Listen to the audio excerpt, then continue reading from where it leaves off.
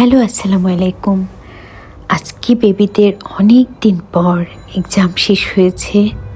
ওরা অনেক খুশি, খুবই বোর হয়ে গিয়েছিল ওরা। এক্সাম এবার একটু লং টাইম ধরে হচ্ছিল, মাঝখানে গ্যাপ ছিল, যে কারণে অনেক সময় লেগেছে। ওরা খুব বিরক্ত হয়ে গেছিলো। তারপর ছেলেকে নিয়ে চলে গেলাম আমার পার্লারে।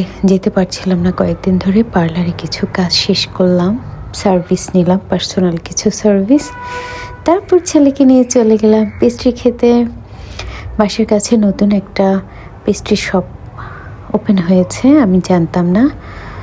তো দেখলাম যে নর্মালি আমরা কুপাসে যাই, আজকে এটা দেখে ওদের খাবারগুলো ওরা খুব রিকোয়েস্ট করছিল একটু টেস্ট করে দেখতে। তারপর টেস্ট করে দেখলাম আসলে মজা, ভালো। তারপর চলে গেলাম হারলেনে। আমার কিছু জিনিসপত্র কসমেটিক্স কেনার দরকার ছিল। তারপর হারলেন থেকে কেনাকাটা সেরে আমার মেয়ে গিয়েছে তার ফ্রেন্ডের বাসায়। সোজা চলে গেলাম সেই বাসায় ওকে পিক করতে। ওমা সে দেখে গিয়ে ওই বাসায় একটা জুজু নামে একটা কিউট কিটি আছে, এটার সাথে খেলাধুলা করছে। এদিকে তাকাও। তো লাজুক, কি লজ্জা পাচ্ছে সে।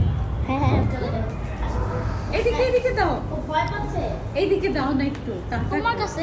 না ও ভয় পাচ্ছে, দেখো কাঁপুনি চলে আসতেছে। একটু আলো কাঁপতেছে অনেক, অতিরিক্ত কাঁপতেছে। আদর করো তো চুচু, আনিকা করো তো। আজকে আমার ইয়োগা ক্লাস আছে, তাই আমি খুব আর্লি লাঞ্চ করেছি। কিন্তু তারপরেও ওই আপুর বাসায় যাওয়ার পর আপু জোর করে আমাকে ভুনা খিচুড়ি গরুর মাংস খেতে দিল। আমি আবার ওনাকে রিকোয়েস্ট করি যে এতগুলো আমি খেতে পারবো না, কমিয়ে নিয়েছি, কারণ আমি বাসা থেকে খেয়ে গিয়েছি। তারপর আমার ছেলেকে একটু খাইয়ে দিলাম। খাইয়ে দেওয়ার পর আমার ছেলে তো খাবার নিয়ে খুবই ঝামেলা করে, সে কিছুই খেতে চায় না। অনেক জোরাজুরি করে তাকে খাওয়াতে হয়। তারপর ওকে খাওয়ানোর পর আমি একটু খেয়ে নিলাম। আমার পেট একদম ভরা ছিল।